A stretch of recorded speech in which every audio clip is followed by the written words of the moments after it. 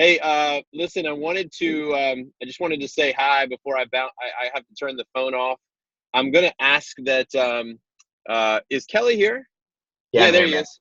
Awesome, man. So Kelly's going to just take over here for a few moments. And here's how the call is going to go, guys. First of all, we're just going to do a little warm up. Kelly's going to, like I said, Kelly's going to take over. And we're going to basically be asking Braden and Jeremy, aka Brother James, a few questions about what just happened at our Front Row Summit and what lessons can be taken from that that impact all of you guys and your families. And then also some ways to communicate with kids that we're going to give you some questions and the ways of asking these questions that really can allow you to lead and to learn. So I'm not going to get into too much more than that. I will say this for anybody that's just jumping on, that Braden and Jeremy are true pros. I'm not going to get into big bios about each of them, but I will tell you that the short bio is that Braden has a lot of experience leading groups of kids. He runs a program in Austin called Fire Scouts that my son's been a part of now for a couple years, and we're re-enrolling him again in the fall. And every time Tiger comes back from camp with Braden, whether they're away for a couple days or it's just an evening event, he's always a more grounded, more enlightened, more confident kid, which I think is really wonderful. And then Jeremy is the CEO of Fambundance. If you guys caught my videos that I sent out, so without getting into the big history of how Fambundance came to be, it's basically Mike McCarthy's brainchild, and they're getting families together and all to learn and grow together. And Jeremy is the CEO of that company. So he's got a lot of experience running these events with Fambundance. And so I asked these guys if they would share a little bit about what they learned, over the course of a couple of days with our families at the Front Row Summit. We had about 50 adults and close to 50 kids for 2.5 days. Started on Sunday and wrapped Tuesday evening. It was fantastic. We had an absolutely awesome time. So with that, I just wanted to say thanks to those guys, and also thanks to Kelly for being willing to just sort of kick things off here. And then I'm also going to ask, Mike was a hit or miss because he was traveling home today. As you saw, he just got back into his loft in Denver. But Mike, I know you'll have a lot to add to this. And if there's anything, Mike, is there anything else that you wanted to say to tee up Brother James or Braden in a way that I didn't? I think you pretty much covered it.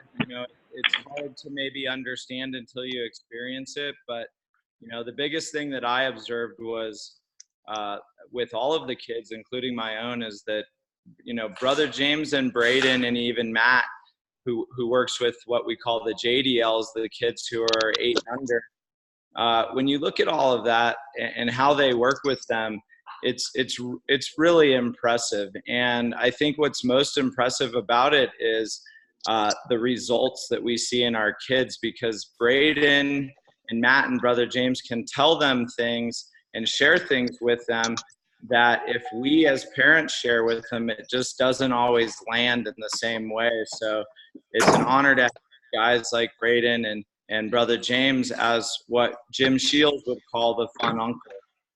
And maybe at times the crazy uncle, but we all have one or both of those. And I'm proud that at times both of these guys get to be that for my children and for the children and next generation leaders for many communities that we're part of. So these guys are real pros when it comes to our children, and they do things differently when they spend time with Brother James and Braden. They come back as new humans, new mini humans. But John, you alluded to that. So I think what you said was brilliantly laid out already. Thanks, man. It was an awesome couple of days. And guys, I don't want to spend too much more time before just allowing the whole thing to kick off. And but I do want to say this: that our hope was to actually share this training on our podcast, and that really doesn't affect anybody here. The only time that it would affect things is if you happen to ask a question that happens to be really personal and you don't want that shared on the podcast. But a lot of our stuff are just questions to Jeremy and Braden and now to Mike.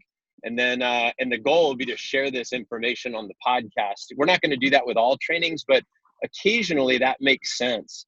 And this would be one of those times when it makes sense to share the conversations we're happening to help other men. I know that we're not trying to hurt other families. We're trying to help them by having these dialogues. And of course, the benefit you get here is the live conversation and the Q&A, and then everybody else gets to just listen in. So from time to time, 3 or 4 times a year, we might do that. And this is one of those cases. So with that being said, let's just get rolling. Kelly, I'm going to put myself on mute. I'm going to let you kick it off with a couple of questions to Jer or Braden, or we'll just include Mike into that mix as well, and we'll take it from there. So, Kelly, if you'll take over.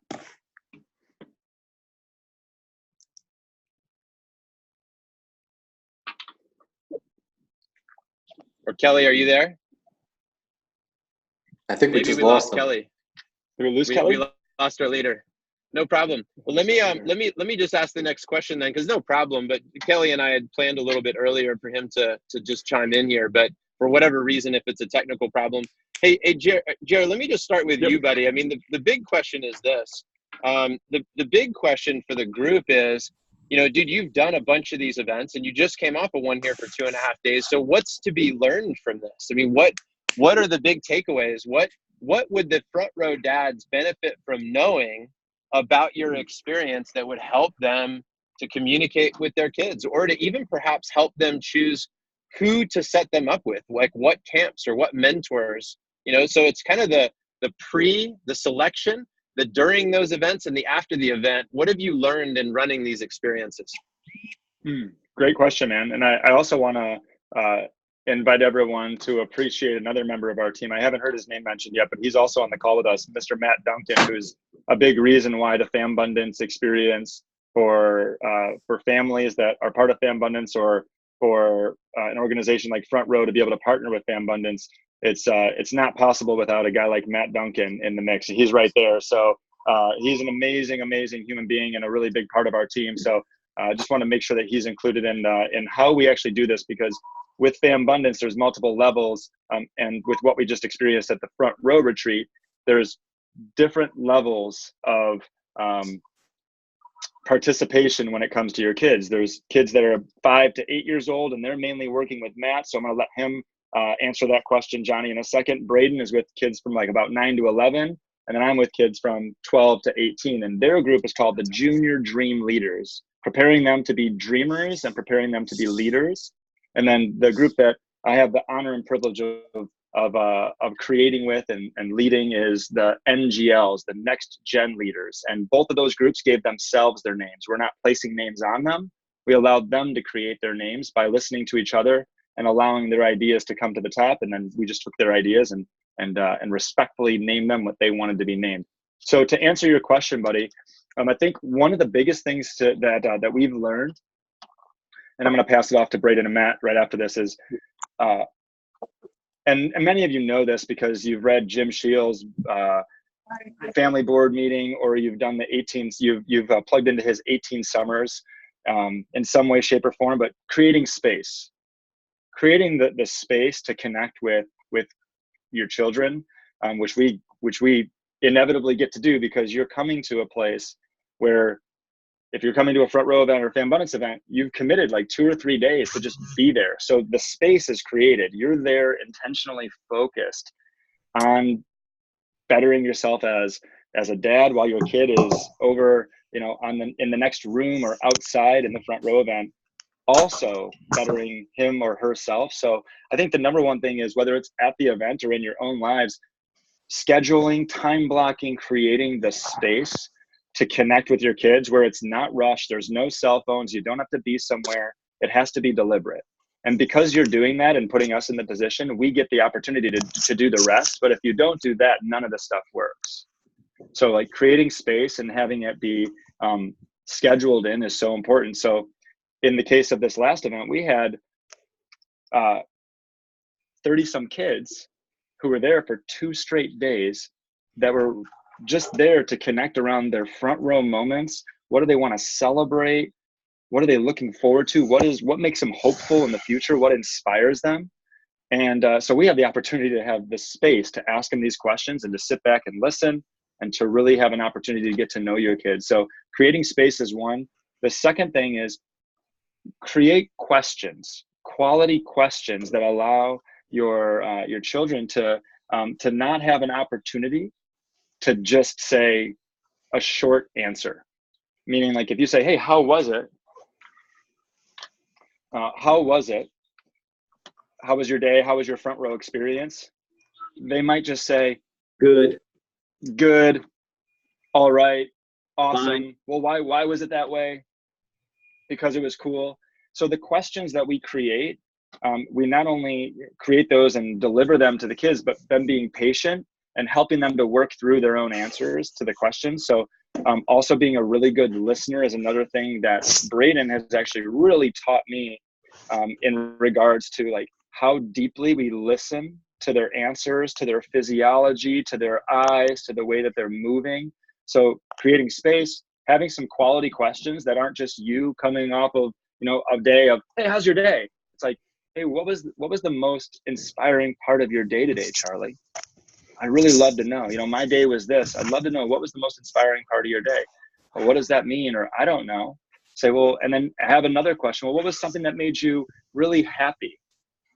Why did that make you happy? You know, really creating these abilities to have questions and continue to ask the questions allows them to just continue to give information. I know it's different for every dad on here because you have kids who are maybe 5 years old, 4 years old, 2 years old, or 18 years old. So it's different, as you know, in the experience of communicating with a kid, how you want to move through those questions. But be ready to listen. It's something that I also learned being around the kids is really doing my best to stay present in the moment and really hear what they have to say, because since they're not like me and they're not like you necessarily, meaning they're living in a different world.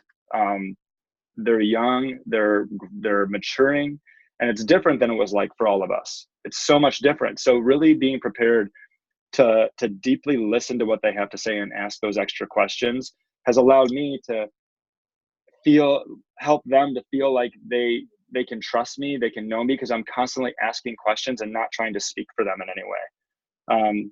Be willing to go into the uncomfortable. Like whenever I'll ask a question to an NGL, there might be a time where two of them will answer and then one of them will be like, yeah, I don't know.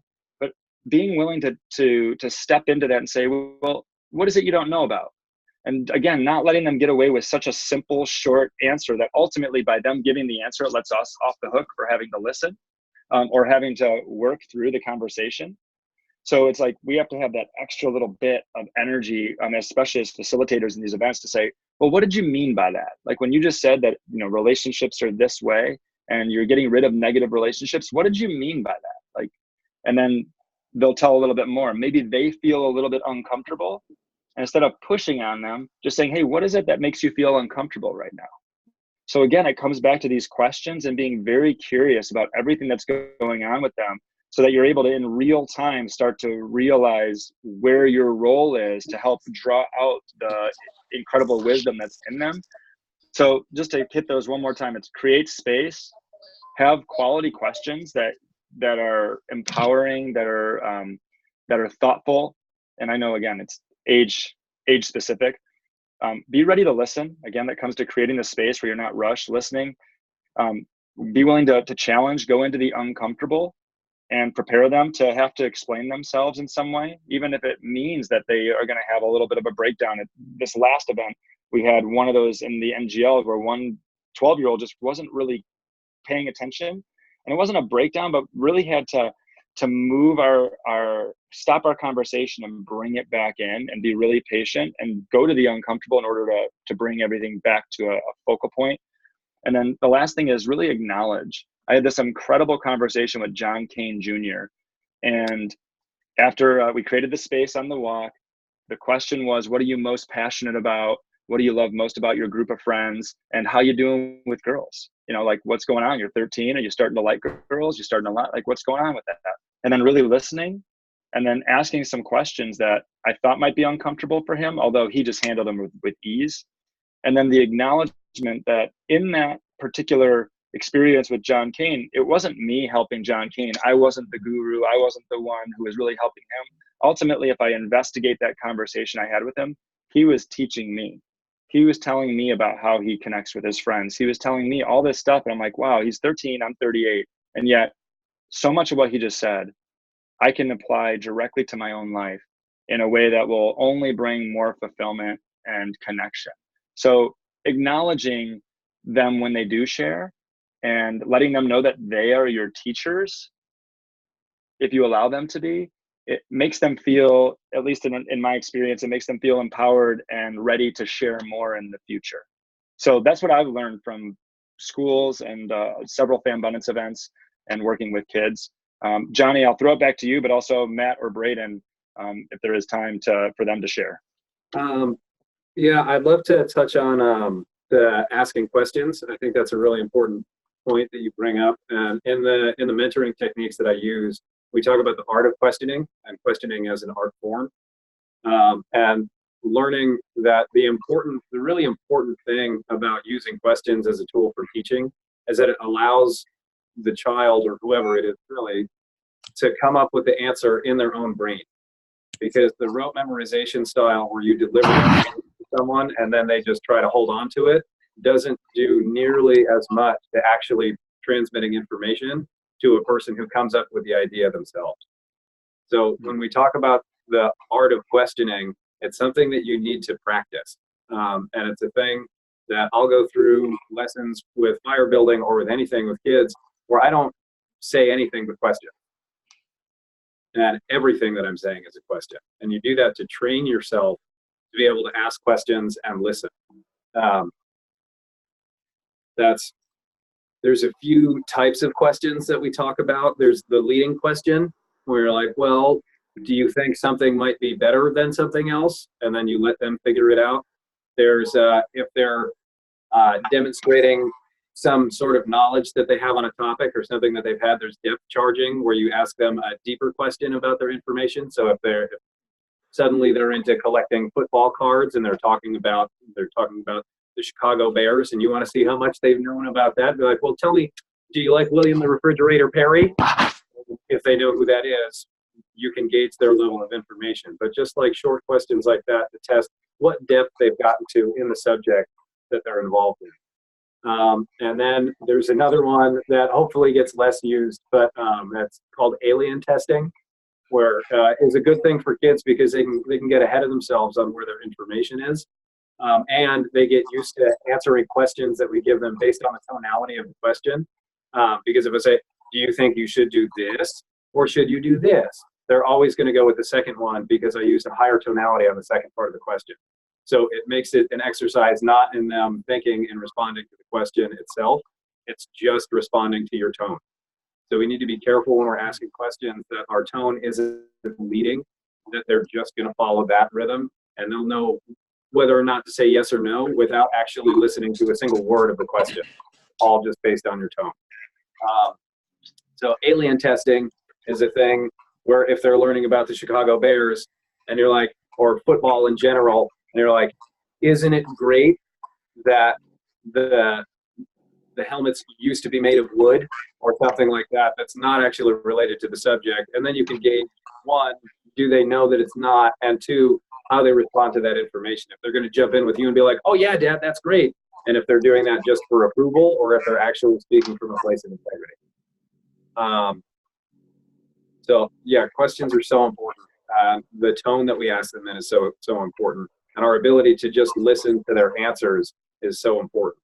And spending time where you're just asking questions is really, really good, especially for kids.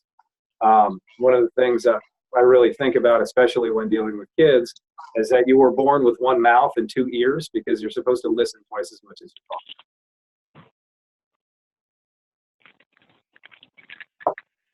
That's kind of what I got for asking questions for y'all. And I'm happy to open it up for more questions from you, or if Matt wants to add anything.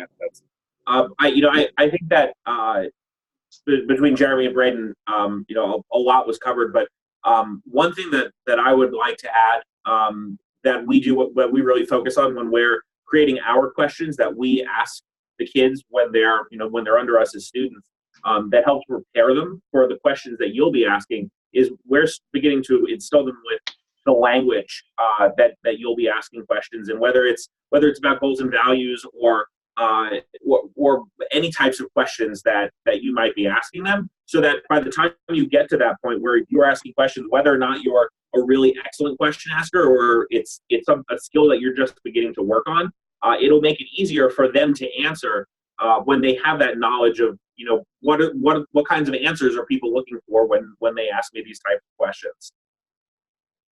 Yeah. Also, I really appreciated what Jer said about it not being rushed. Children, we talk about real connection happens in a space of timelessness.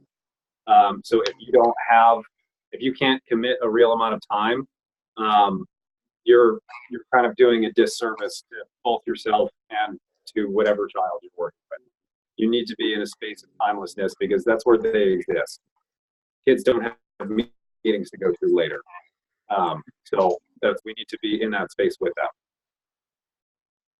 And we've had such a, we are privileged as facilitators in these events where you're bringing them to us with a sense of timelessness because we have 2 days to work with them on certain things. So in no way are we saying that it's easy. It's just we've seen that in when they're there and when you're really when they have the space to open up, it's really incredible what happens if they're not rushed. If I tried to rush the NGLs, their connection to each other and to the content, it's not as vulnerable or as real. When I allow it to slowly and organically be created as they create their own connections, even if I could offer a question, like this would be an example. If you're a parent and you have kids around, I know you're doing this, especially if they're really getting into their teens where they have friends over, you can learn so much by just listening to them talk to each other. That gives you a lot of content for what to do next, what the content might be, because then you're not diverting them from what they were just interested in. You're actually segueing what they were just talking about without your influence to almost help them feel like they're in control of creating the conversation. Yeah. So JB, I'm going to hand it back to you, buddy. He may, or Kelly. JV, I think, hopped off the call. My whole power went out in the neighborhood, so I'm back on my phone. I just want to point out, Joe Mancini asked a question, if you have any resources for these conversations, for these questions. I know Mike responded with the Conversation Worth Having as a great resource. And I also have a question. You guys all deal with different age groups. Do you see common themes and questions and common topics that you guys are talking about at different events, but coming up commonly in different groups around the states? Yeah, if that makes sense. Definitely. For the NGLs, it's pretty consistent. Number one is they always are talking about social media. Who has it? Who doesn't? Who has it? Why? And what age group was that again? 11-ish to 18. Of course, the 15-year-olds have it, but there's this real, uncertain spot of when a young person, our NGLs, like your kids are supposed to get a phone and supposed to be plugged into social media. Well, they're all talking to each other about who has it, why they have it, why they don't, what they use it for, what they think about it. So social media is one, which leads to the phone. One thing that absolutely comes up is these younger kids have rules on their phones that the parents are setting. But the thing that the kids are watching is they're watching the use of the parent. So they're comparing what they're doing with their phones and their rules to the way that parents are self-regulating themselves. Yeah. And that's a big one because you get to kind of like, you get to lead by example, which is, the ultimate way to impact is to lead by that example. And so that's another one that comes up. Phone, social media, money, absolutely money. Like these kids want to know how to make money. They want to know some of the secrets so they can start and be ahead, especially if they've had any sort of scarcity. They're even more driven to want to stay away from that and understand the principles. That's been my observation of those younger. And then the last thing that I'll say there is Well, there's two more things. Authentic relationships they're very interested in. Some of this I know because we've surveyed our NGLs about 6 times over the course of the last 8 months on what do they want to learn, who do they want to learn from, what are the topics they're most interested in. We've got them into small 4-person accountability groups that are all based on these topics. So we've done enough intakes to where not only from the live events, but from like data, we can see what they're interested in. Positive relationships and identifying negative relationships that bring them down is a focus. How to get out of negative relationships, friend-wise. And then the most uncomfortable one that's starting to really emerge is the boyfriend-girlfriend relationship. That's another topic that's real sensitive, and also it's like it's on their mind so much. I remember when I was 13 years old, how much I thought about girls. I mean, it really consumed my mind. So to have John Kane Jr., just to use his name again, he's the only boy. There's these 4 or 5 girls and John Kane Jr. So for him to open up, it's a great ratio. It's a great ratio for John Kane Jr. Yes. And he was 13, and I mean, it's like he's right in the middle. And he was just, it was great to get his take on how his friends and him are talking about it. And if I relate that back to our Breckenridge event, the relationships are another part. So finances, relationships, social media, and technology. Yeah, the technology stuff definitely reaches down into the next group lower. Like basically anyone who's 8 and up or has any screen time at all, they want to have a lot of conversations about screen. And the ones that they're having with me, in my experience, are largely based in feeling like their parents are being hypocritical and telling them that they can't use their screens, but every time they look at their parents' face is in screen. And now for us, we're always doing like, well, I'm working and this is important, and that doesn't count. But to an 8-year-old, that doesn't mean anything. They're like, whatever, you have the box in front of your face and you tell me I can't have the box in front of my face. Like it doesn't feel consistent. So that's a thing, like in holding those boundaries with kids. We also need to be very intentional with where we're holding those boundaries with ourselves and how often they're seeing us turn our attention to technology instead of them. Another thing that I would like to add onto this is I also frequently see not so much with the youngest that we work with, but the older within our JDL group and it's not so much questions that they're asking, but things that they're starting to explore that we can see in the relationships between how boys and girls interact, which starts to get very different around 6 or 7 years old when they start to integrate more and play together more. I think I can speak for both of us that we frequently see ourselves guiding how those relationships between boys and girls are as they begin to interact more with each other and play more with each other in a very different way than what Brother James is working with the older group. But these are equally important interactions as they begin to mix the genders in their playtime, their school time, the way that they spend time together. That's a really common thing.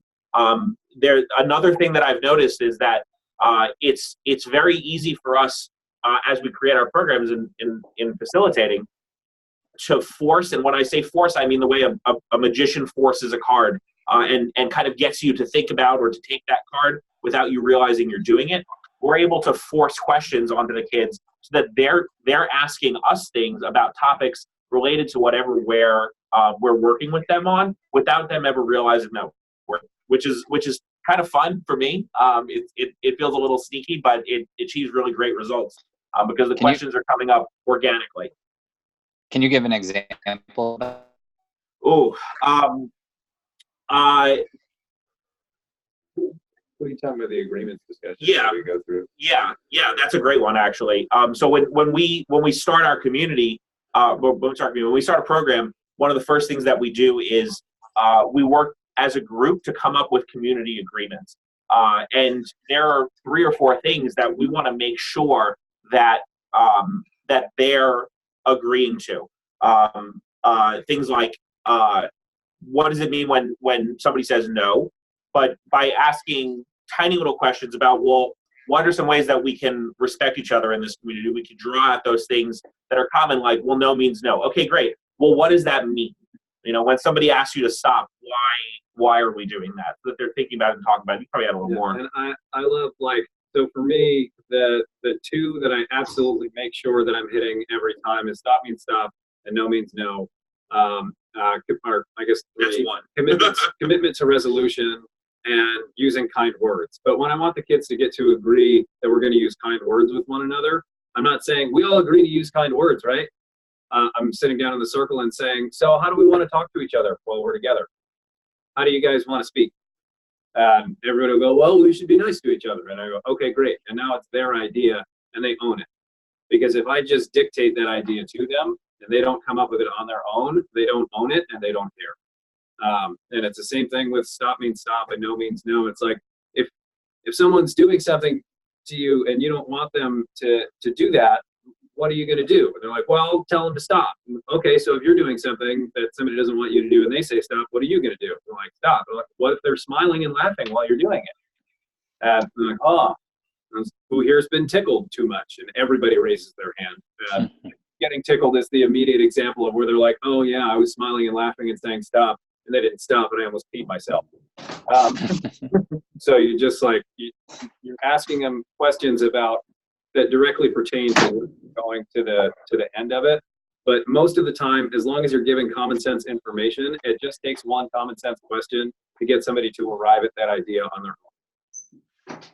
Yeah. And one other thing I realize I have here on my notes is these, especially if your kids are older, I wish I could do raise a hand so I could kind of get a survey of whose kids are like, older or younger. As many of us are entrepreneurs or business owners or whatever it is we do, there's such a power in social proof. And so when the kids come to an event and the event is focused around something like empowering yourself, empowering your mind, recognizing monkey mind, working on your finances, talking about relationships, if they're not around other kids who are talking about those things and they're the only one, you can rest assured that they're going to keep those things inside of themselves for fear of what other people who don't share that vocabulary will think, because they have not experienced social proof. And that what they'll do is it's a proximity, the law of the 5 people you spend time around. So one of the things that has been really valuable for our community is the McCarthys have done a really good job. I think you guys heard from Mike right as I was jumping on, of creating a family dream session and kind of creating a family playbook that allows the family to set a time each week because if you're not going to come to an event or you're not going to be at an event with your kids for the next 6 or 12 months, then me telling you the proximity is super important. You have to be that proximity.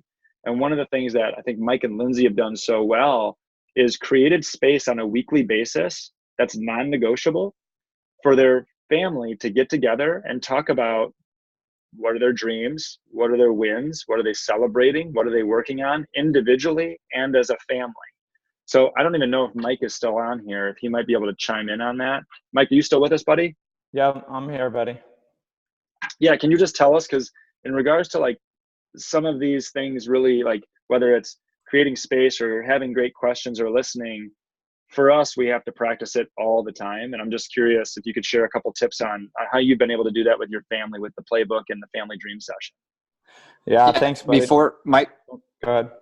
Oh. I just want to, before you start saying that, at the retreat, Mike had about 20, 25 guys around him about this very topic. So I know there's a lot of new guys on the call, and this is a game changer at the retreat. What the McCarthys are doing is unbelievable.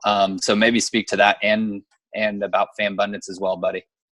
Yeah, thanks for that opportunity. I think it's easy to hear Fambundance and kind of think these are just some events that we're putting on, but we're building an entire organization that is a mastermind learning community that's for families so that they can learn together. And I think, what we noticed in GoBundance, and this even happens in Front Row Dads, is that, we were taking guys away from their families, and while they were away, they were also growing apart. So no matter how much we were trying to make them better men, better husbands, better fathers, equip them with tools, they were still growing while they were on the trip, and their family was left behind having no growth experience.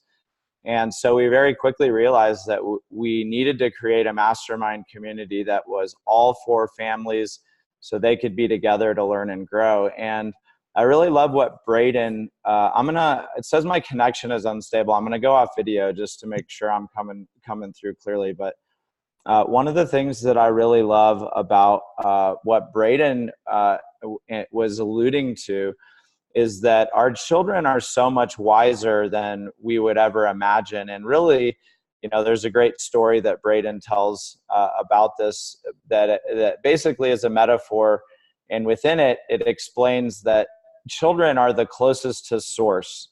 They're most creative. They're most free. They really are the spark in the world that brings so much light and life to all of us. And I think honoring the wisdom that they have starts by treating the family just like you would, or even better than any of the best teams you coach, your own team, your employees,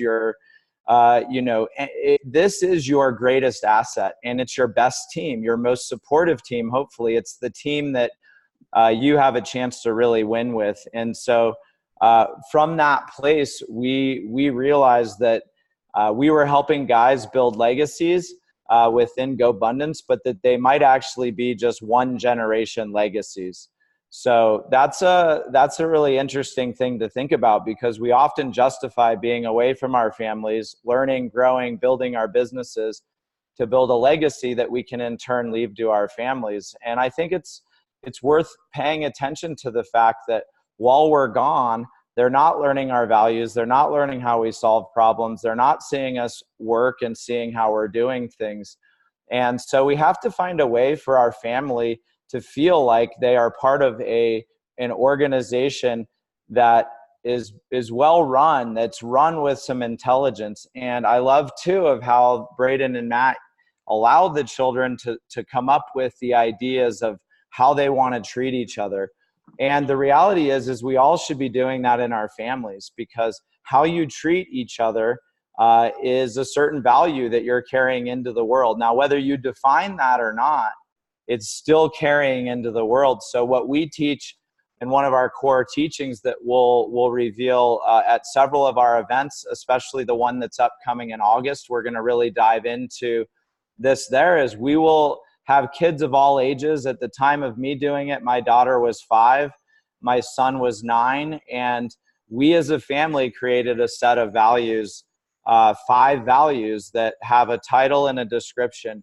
And we celebrate how we live those values together. We tell stories about when each other is living those values, when we see each other living those values. And those values are what carry us through tough times. They're also what propel us and keep us present during our highest and in our front row moments, if you will. But having a clear set of values is one part of the teaching, but the other is honoring the wisdom of your children, because it could be easy for you to think, hey, let's get together with my wife and let's come up with the values, and then let's tell the kids what they are. And that's the biggest mistake that you could make, because they should feel a part of the process. I would argue, even if they're like 3 or 4 years old, you should give them a chance to draw or to speak to or to be engaged in some way with the process, because if anything else, you're teaching them that conversations do matter, and that how we show up and ask each other questions and shape our future together is important. So whether they get it at 3 or 4 or they get it at 5 or 6, it's irrelevant. The question is, do you keep coming back to it? And that's where what we call the family dream session comes into play, because we start our weekly family meeting. And I love, somebody said, kids don't have meetings to go to. That's why we don't call ours a family meeting, by the way, because kids don't want to go to meetings either.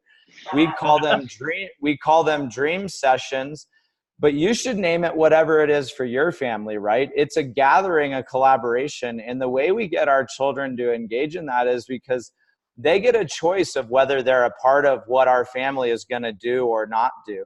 So if they want things, they want to do things, they want to share in our goals, they want support in those, then that meeting is the time where they express what their goals are. We go over our family goals. We look at our week ahead. We look at whether our goals for the week align with some of our larger goals that we're working on. And we also look at within certain categories, family goals. And we do a whole bunch of other things in this family dream session, but we have it down to about a 45-minute process.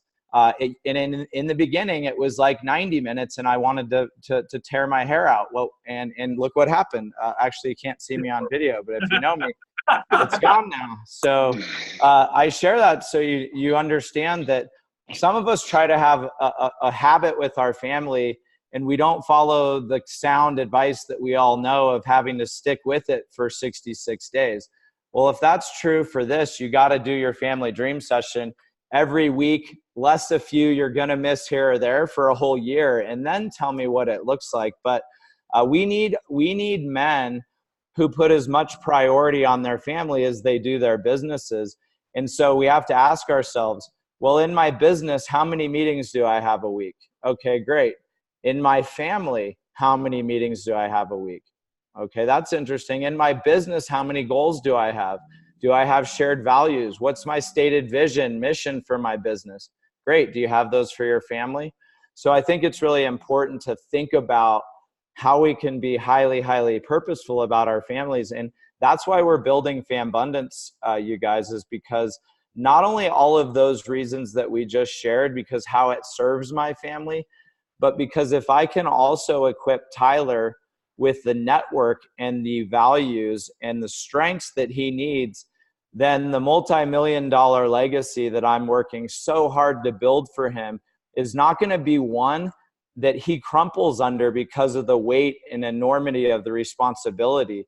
He won't have to fear it or be worried about it. He'll be fully ready and equipped. Not only him, but his whole network collectively will be ready to support him in carrying forward not only the wealth legacy, but the legacy of our values, the story of what it means to be a McCarthy or a Pope or a Mancini or an Evers or a Packard, or a Sell. I see these names up here, but what's the story of being a member of your family? What are the values you represent? How are they defined? How do you bring your family back to those values consistently? And the reality is it's a bitch until you come to one of our events and we lead you through it. But it doesn't mean you shouldn't do it. And it doesn't mean we don't have the tools where you could do it on your own too. So if this interests you, you can go to fambundance.com/family values. And we have a whole series of a workbook that gives you the first part of the family dream session, which is forming the values. So I know that was a long, drawn out answer. Hopefully you guys got some good value from that, or were inspired to just double down on your families the way you might your businesses. I don't know if anyone has the courage to follow that. There was so many bombs dropped. Thanks, buddy. But we do have about 15 minutes left to open it up for questions for Brother James, Braden, Matt, or even Mike on Fambundance. But I will say we just had our last band call 2 mornings ago, and a lot of what Mike is talking about is kind of what we're incorporating in our band as well. Of how do we get our 5 families together to have these conversations, to set these goals, for our kids to set goals together, to have these meaningful conversations together. So that's something you can keep in mind when you're having conversations within your band. So this is where you pop in and ask a question. Hey, Kelly, I got something to say. Yeah. Two things. I don't have a question, but just 2 things I want to acknowledge. One, I want to acknowledge your son in the background that's photobombing you. Say what's up to him. Nice. And also, I just want to thank Mike for everything he said, but particularly where he called us out and said, you guys schedule all kinds of meetings for your business, and something we talk about a lot in Front Row Dads about whether or not our calendar reflects our priorities. But the way he said it really sort of hit me in the heart. So I appreciate his thought about doubling down on your family like you do with your business. Thanks for that. Yeah, my pleasure. Thanks for listening, Joe. He's photobombing because the power went out for a minute and he doesn't know what to do. So he's making paper airplanes and origami in the background and throwing like paper axes right now. So the leverage of the power going out is huge. Make him bored to make him creative. I love it. If there isn't another question, just something to practice is to remember what it's like to be a kid. You know, when you're around kids, you see this, like Mike's son, Tyler. Like when I look into Tyler's eyes and like when he jumps on me in the morning or when I walk through the door for the first time in months and I can see in his eyes this like innocence and playfulness and curiosity and also a need for guidance and just such a loving young human, that if we can remember how to put ourselves back into the shoes when we were that young, curious, fearful, didn't know what to expect, excited, playful, if we can remember that we all are that little kid just inside of ourselves in a grown-up body, but ultimately we're still searching and we're still trying to define who we are and what our life is about, and we're learning new things all the time, it's just easier to connect with them because we are them and they'll let us in. But if we try and be something that's not, if we try and remove ourselves because we need to be grown up, we need to be adults, their radar for that is very high. So, you know, practice seeing each other or people you work with, adults, and just try and imagine them being little kids. And it's amazing when you imagine them being little kids, you're like, wow, how could I really even be mad at this person right next to me? Because we're all just, and it just allows a deeper connection with the kids because there's a little kid inside of all of us. And I think that they can tell, they can recognize it if we've shut that little kid out of our lives. Hey, guys, this is Lance. Just had a quick question. I love the idea of having a family board meeting and a family dream session. You know, I think I made the mistake of last year calling it a family meeting, and like you said, it didn't go over well because no one likes to go to a meeting, especially a 9, 11, and 13-year-old. So what was the first thing that you did? I mean, this is going to be new for my family to start a dream session, but I know my wife's going to look at me crazy. My 3 kids are going to be scratching their heads. But what was the first thing that you did to just bring the family together to start your family dream session? Just the one thing where you can, I know it's going to take 60 days of commitment to get that thing going and the consistent thing, but did you guys do anything to start it from day one?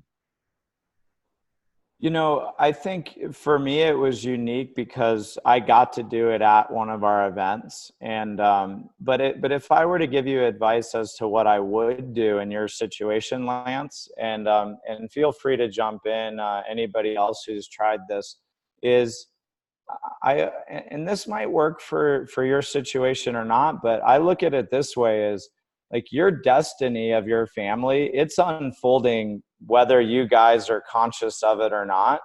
So you might just start from an easy place of like, hey, as a family, what do we really want? So don't even schedule a meeting. Maybe it's a dinner conversation to start, and just asking like, hey, what does our next year look like? What does our next few years look like?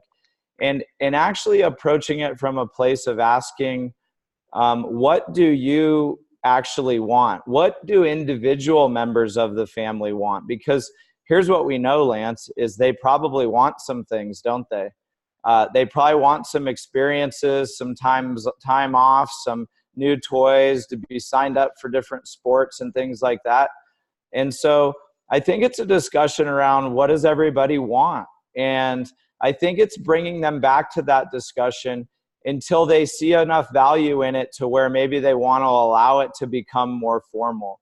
And, you know, one thing that works for us with the kids sometimes, and I don't know if this works unless your wife is on board too, is we do a takeaway close a little bit. It's kind of like, hey, we're going to plan your week next week with or without you. So if you want to have a say in what's going on next week, next month, next year, in 5 years, then you need to be a part of this discussion. And even with your wife, Lance, you might be saying, hey, you know, I think it's important for us to have a vision and some hopes and goals and dreams for the future. I think it's pretty easy to sell that to most of our wives, that we've got to have some sort of North Star or direction or whatever that we're going.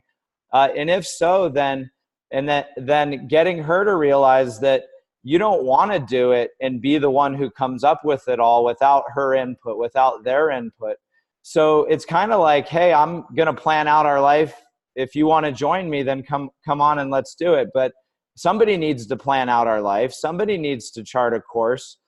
We can't just be on the ship and not draw the sails, not know where the wind's going, and not know where we're going to land.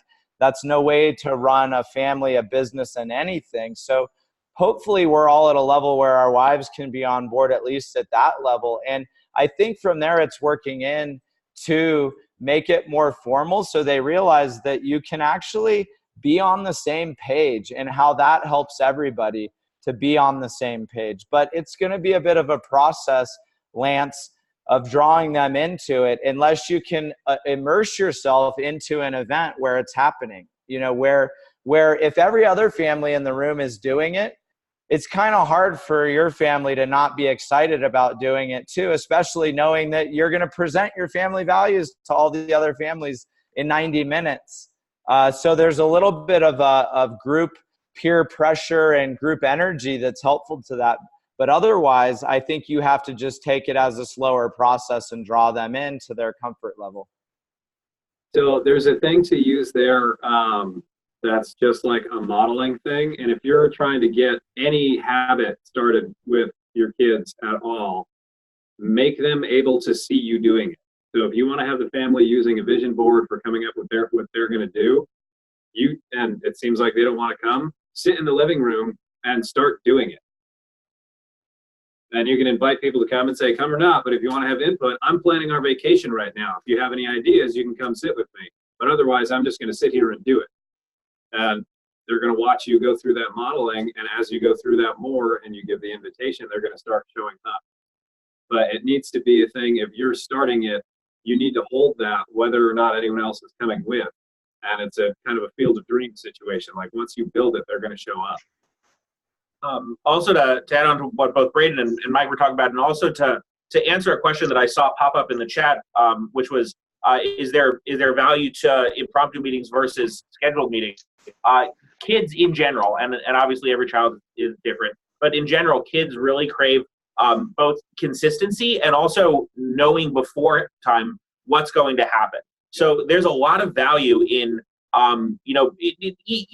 in prepping them for knowing that they can be having this conversation on a weekly basis, so that throughout the week they're thinking about, well, and also telling them what kinds of things you're going to be talking about in that whatever word you choose, meeting or otherwise, so that throughout the week they're prepared and they're preparing themselves by thinking, oh man, this time I did the kickflip on the skateboard. That's something I want to talk about in our dream session on Sunday night or whenever it is.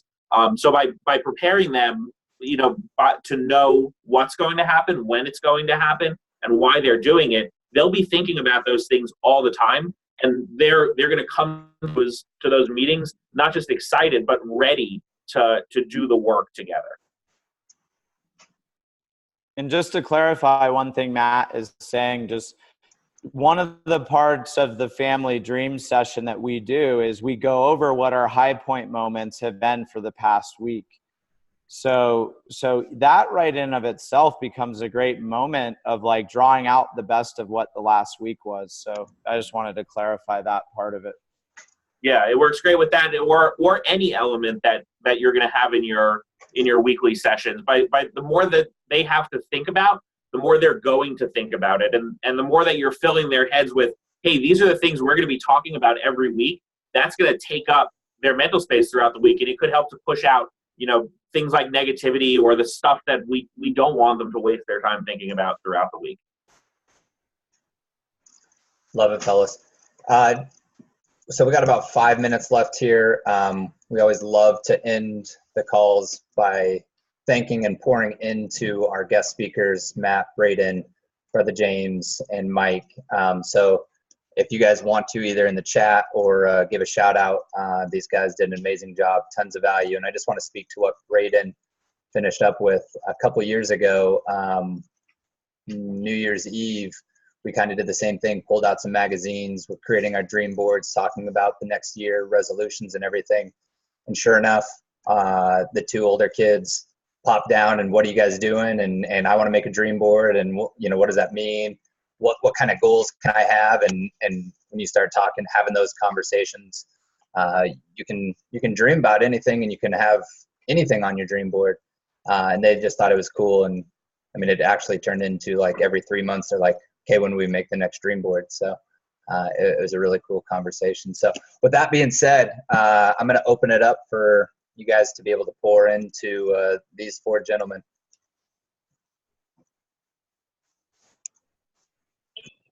That was great.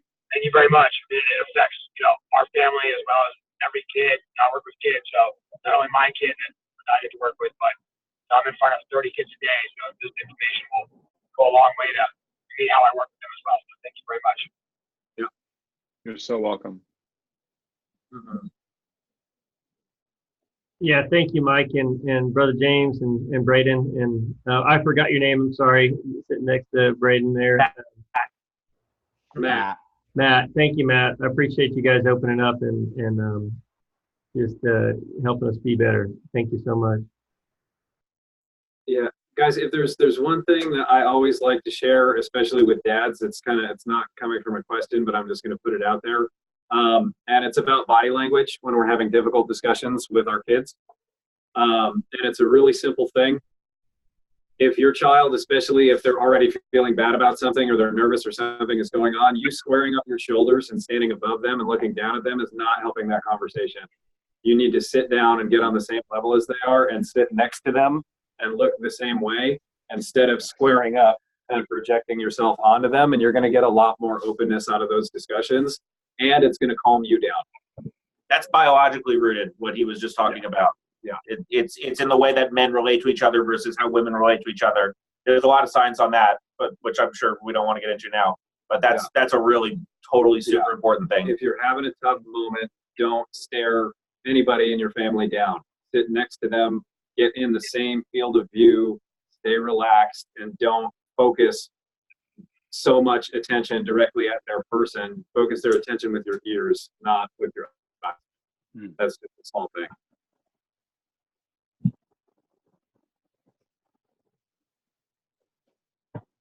Awesome. Hey, thanks you four for hopping on. Amazing stuff as always. Love listening to all of you.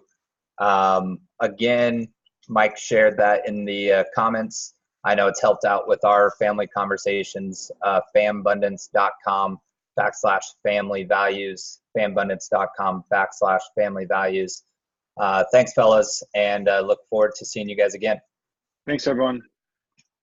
Thanks, guys. If you're, we have the event coming up in Austin in just a few weeks. If you're interested, check out our website. We've got a couple of spots left for some families. So if you can make it down there the August 6th to the 9th, we'd love to have you join us. Get your family values laid out. That one is fambundance.com/Austin19. Cool. Mike, you want to post those in the dads group as well, the members group? Yeah, I can post that in there. Awesome. Thanks, brother. Cool. Have a good one. Thanks. Bye-bye.